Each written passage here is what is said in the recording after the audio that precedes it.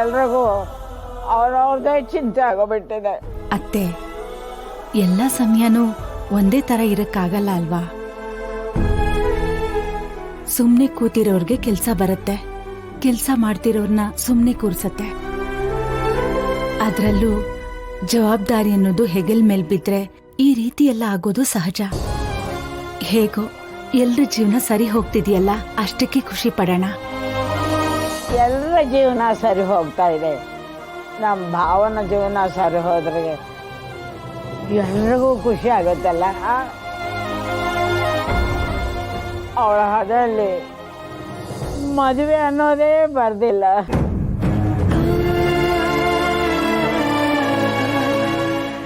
ಅವಳು ಮದುವೆ ಆಗೋಗ್ಬಿಟ್ರೆ ನೀನು ಸೀನಾ ನೆಮ್ಮದಾಗಿರ್ಬೋದಲ್ವಾ?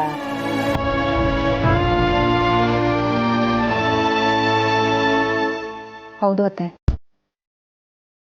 ಅಜ್ಜಿ ಹೇಳ್ತಾ ಇರೋದು ಸರಿಯಾಗಿದೆ. ಮನೇಲಿ ಎಲ್ಲರೂ ಖುಷಿಯಾಗಿದ್ದಾರೆ, ಎಲ್ಲರ ಜೀವನನೂ ಒಂದು ಹಂತ ತಲುಪಿದೆ. ಅದೇ ರೀತಿ ಭಾವನಂಗೂ ಒಂದು ಮದುವೆ ಆಗಿ ಅವಳ ಗಂಡನ ಜೊತೆ ಅವಳು ಖುಷಿಯಾಗಿದ್ದಿದ್ರೆ ನಿಮಗೂ ನೆಮ್ಮದಿ ಇರುತ್ತೆ. ಅತ್ತೆ, ಇನ್ನೊಂದ್ಸಲ ಭಾವನನ ಹತ್ರ ಮಾತಾಡಿ. ನನ್ ಮಾತ್ ಕೇಳ್ತಾಳೆ ಅನ್ಕೋತಿದ್ಯಾ? ಆದ್ರೆ ಆ ಮದ್ವೆಯಿಂದಾನೇ ಅವಳು ನೆಮ್ಮದಿ ಕಳ್ಕೊಂಡಿದ್ದಾಳೆ. ಅವಳೆಂತ ಪರಿಸ್ಥಿತಿಲಿದ್ದಾಳೆ ಅಂತ ಗೊತ್ತಾದ್ರೆ ಮನೇಲಿರೋರು ಎಲ್ರ ನೆಮ್ಮದಿನೂ ಹಾಳಾಗತ್ತೆ. ಸತ್ಯನ ಹೇಳಕ್ಕೂ ಆಗದೆ ಮುಚ್ಚಿಡಕ್ಕೂ ಆಗದೆ ಒದ್ದಾಡ್ತಿದ್ದಾಳೆ. ಇಂಥ ಪರಿಸ್ಥಿತಿ ಯಾವ ಹೆಣ್ಮಕ್ಳಿಗೂ ಬರಬಾರ್ದು. ಅತ್ತೆ ಅತ್ತೆ, ಏನ್ ಯೋಚನೆ ಮಾಡ್ತಾ ಇದ್ದೀರಾ? ನಾನು ಹೇಳಿದ್ದು ಕೇಳಿಸ್ತಾ? ಕೇಳಿಸ್ತಮ್ಮ, ನಾನು ಅವಳ ಹತ್ರ ಮಾತಾಡ್ತೀನಿ. ಕಾಫಿ ಕುಡೀರಿ, ತಣ್ಣದೋಗುತ್ತೆ.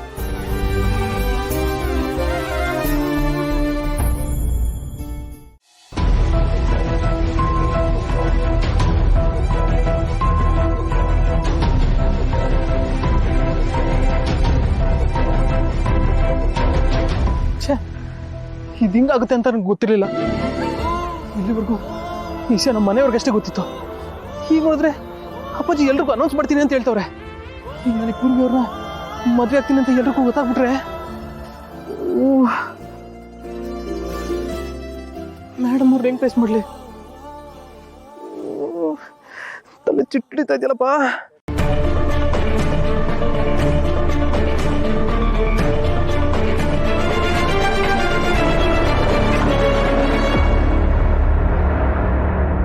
ಸಿದ್ದು, ಅದಕ್ಕೆ ಏನ್ ಮಾಡ್ತಾ ಇದ್ರೆ ಸಿದ್ದು? ಇಲ್ಲಿ ಮನೇಲಿ ಮಾವ ಮಾತಾಡಿದನ್ನ ಕೇಳಿಸ್ಕೊಂಡಿರ್ತಾನೆ. ನೀವಿನ್ನೂ ಹೀಗೆ ಸುಮ್ಮನೆ ಇದ್ರೆ ಭಾವನ ಅವ್ರನ್ನ ಪರ್ಮನೆಂಟ್ ಆಗಿ ಕಳ್ಕೋಬೇಕಾಗಿ ಬರುತ್ತೆ. ಬೇಗ ಏನಾದ್ರೂ ಮಾಡಿ ಸಿದ್ದು. ನನ್ಗೆ ಏನ್ ಮಾಡ್ಬೇಕು ಅಂತ ಗೊತ್ತಾಯ್ತಲ್ಲ. ಅದಕ್ಕೆ ಈ ಮನೆಯವ್ರು ಯಾಕೆ ಇಷ್ಟ ಬೇಗ ಇಂಥ ನಿರ್ಧಾರಗಳು ತಗೋತವ್ರೆ ಅಂತ ನಂಗೆ ಅರ್ಥನೇ ಆಯ್ತಿಲ್ಲ. ಯಾಕೆಂದ್ರೆ ಅವ್ರು ನಿಮ್ಮ ಅಪ್ಪ ಅಮ್ಮ, ನಿಮ್ ಮದ್ವೆನ ನೋಡ್ಬೇಕು ಅನ್ನೋ ಕುತೂಹಲ ಅವ್ರಿಗೆ. ಅವ್ರದ್ದೇನು ತಪ್ಪಿಲ್ಲ. ಆದ್ರೆ ನೀವು ಆದಷ್ಟು ಬೇಗ ಭಾವನಾಗೆ ನಿಮ್ ಪ್ರೀತಿನ ಹೇಳ್ಕೋಬೇಕು. ಅದೆಲ್ಲ ಬಿಡಿ, ಭಾವನ ಅವ್ರ ಹತ್ರ ನೀವು ನಿಮ್ ಪ್ರೀತಿ ವಿಚಾರನ ಹೇಳ್ಕೊಂಡ್ರಾ?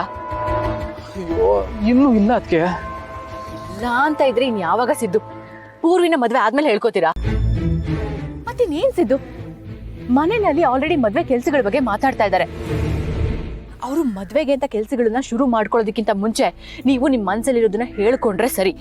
ಇಲ್ಲ ಅಂತ ಅಂದ್ರೆ ಭಾವನಾನ ಪರ್ಮನೆಂಟ್ ಆಗಿ ಕಳ್ಕೋಬೇಕಾಗಂತ ಪರಿಸ್ಥಿತಿ ಬರುತ್ತೆ.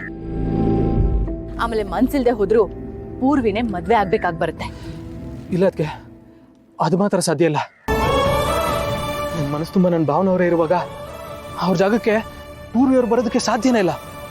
ನನ್ನ ಪ್ರೀತಿ ಏನಿದ್ರು ನನ್ನ ಭಾವನವ್ರಿಗೆ ಮಾತ್ರ. ಹಾಗೆ ಅಂತ ಬರೀ ನನ್ನ ಹತ್ರ ಹೇಳ್ಕೊಂಡ್ಬಿಟ್ರೆ ಆಯ್ತಾ? ಹೋಗಿ ಮೊದ್ಲು ಭಾವನ ಅವ್ರ ಹತ್ರ ನಿಮ್ ಪ್ರೀತಿ ವಿಚಾರನ ಹೇಳ್ಕೊಳಿಸಿದ್ದು. ಸರಿ ಅದಕ್ಕೆ, ಯಾವುದೇ ಕಾರಣಕ್ಕೂ ನನ್ನ ಪ್ರೀತಿ ನಾನು ಕಳ್ಕೊಳ್ಳೋದಿಲ್ಲ, ಹೇಳ್ಕೊತೀನಿ.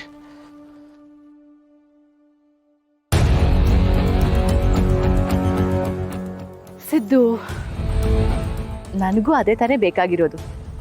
ಮನೇಲಿ ಮದ್ವೆ ಪ್ರಿಪ್ರೇಷನ್ಸ್ ನಡೀತಾ ಇರ್ಬೇಕು. ಅಲ್ಲಿ ಭಾವನಾ ಅವ್ರ ಹತ್ರ ನೀವು ನಿಮ್ ಪ್ರೀತಿನ ಹೇಳ್ಕೊತಾ ಇರ್ಬೇಕು. ಕತೆಗೆ ಆಗ್ಲೇ ತಾನೇ ಮಜಾ ಬರೋದು. ಹೇಳ್ಕೊ. ಭಾವನಾ ಅತಿಯಾಗಿ ಆಡ್ತಿದ್ದಾಳೆ. ಅವಳ ಅಹಂಕಾರ ಮಿತಿ ಮೀರಿದೆ ರವಿ. ನಮ್ಮ ಆಸ್ತಿನ ನಾವ್ ಮಾರೋದಕ್ಕೆ ಹೋಗಿ ಅವಳ ಹತ್ರ ಪರ್ಮಿಷನ್ ತಗೋಬೇಕಾ? ಏನೋ ಅವಳ ಅಪ್ಪನ ಮನೆ ಆಸ್ತಿ ಮಾರೋ ಹಾಗೆ ಮಾತಾಡ್ತಾಳೆ. ಅಷ್ಟಕ್ಕೂ ನಮ್ಗೂ ಅವಳಿಗೂ ಏನ್ ಸಂಬಂಧ? ಸಂಬಂಧ ಇಲ್ಲ. ಅದ್ರ ಸಂಬಂಧ ಮಾಡಿಟ್ಟು ಹೋಗಿದಾರ ನಿಮ್ಮ ಅಣ್ಣ ಮಾಡಿರೋ ಒಂದು ಸಣ್ಣ ತಪ್ಪಿಂದ ನಿನಗೆ ಈ ಸ್ಥಿತಿ ಬಂದಿದೆ. ಹಂಗೆ ಅನ್ನೋ ಒಂದು ಮಮಕಾರ ನಿಂದೆ ಹೀಗೆ ಮಾಡಿಟ್ಟು ಹೋಗ್ಬಾರ್ದಿತ್ತು. ಇದೊಂದು ವಿಷಯದಲ್ಲೇ ನನಗೆ ನಮ್ಮ ಅಣ್ಣ ಅಂದ್ರೆ ಆಗದೇ ಇಲ್ಲ. ಅವಳು ಯಾವಳ ಬೀದಿಲ್ ಹೋಗೋಳಿಗೆ ಸೈನಿಂಗ್ ಅಥಾರಿಟಿ ಕೊಟ್ಟು ನಮ್ಮನ್ನ ಅವಳ ಹಿಂದೆ ಅಲಿಯೋ ಹಾಗೆ ಮಾಡಿದಾನೆ.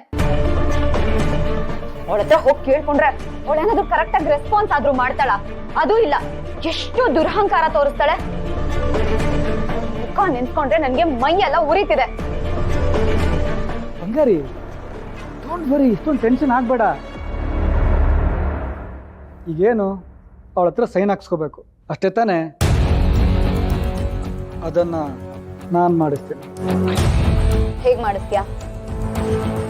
ನಾವಿಬ್ರು ಹೋಗಿ ಅಷ್ಟೆಲ್ಲ ಕೇಳ್ಕೊಂಡ್ರೇನೆ ಅವಳು ಒಪ್ಕೊಳ್ಳಿಲ್ಲ. ಇನ್ನೊಬ್ನೇ ಹೋಗಿ ಸಪ್ರೇಟ್ ಆಗಿ ಕೇಳ್ಕೊತ್ಯಾ?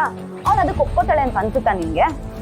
ಚಾಣನ್ಗೆ ಮಾತಿನ ಪೆಟ್ಟು, ದಡ್ಡನಿಗೆ ದೊಣ್ಣೆ ಪೆಟ್ಟು ಅನ್ನೋ ಥರ ಈ ರವಿಶಂಕರ್ ಪೆಟ್ಟು ಏನು ಅನ್ನೋದನ್ನ ಅವಳಿಗೆ ತೋರಿಸ್ತೀನಿ. ಅವಾಗ ಅವಳು ಸೈನ್ ಮಾಡೇ ಮಾಡ್ತಾಳೆ. ಅದೇ ಹೇಗೆ?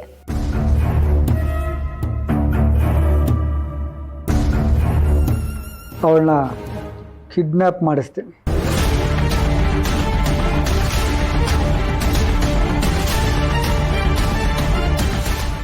ರವಿ, ಹಾಗೆಲ್ಲ ಮಾಡೋದ್ರಿಂದ ನಮಗ್ ತೊಂದ್ರೆ ಆಗತ್ತೆ. ಬೇಕಾದ್ರೆ ಅವಳಿಗೆ ಹೆದರ್ಸಿ sign ಮಾಡಿಸ್ಕೊಳ್ಳೋಣ.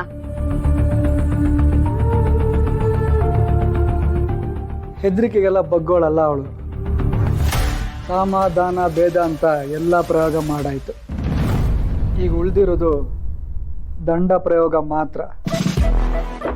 Don't worry Bangari, ಇಷ್ಟರಲ್ಲೇ papers ಮೇಲೆಲ್ಲ ಅವಳ ಹತ್ರ ಸೈನ್ ಮಾಡಿಸ್ತೀನಿ. ಅದೇನ್ ಮಾಡ್ತೀಯೋ ಅದನ್ನ ಹುಷಾರಾಗಿ ಮಾಡು. ಕೊನೆಗೇನಾದ್ರೂ ನಮ್ ಕುತ್ತಿಗೆಗೆ ಬಂದ್ರೆ ನಾನಂತೂ ಸುಮ್ಮನೆ ಇರಲ್ಲ.